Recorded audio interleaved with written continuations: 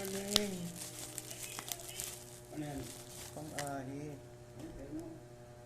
Tatlo. Wala, ayun siya. Uy, apat. Ano kasi pangahit?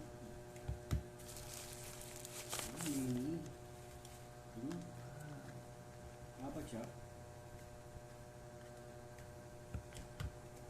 Ba, sasabulan mo nito bago mag-ahit, no? Kaya isa, pakita mo muna natin. May charger. Ito. Sige, lagay mo muna dito. Ay, pang ano lang.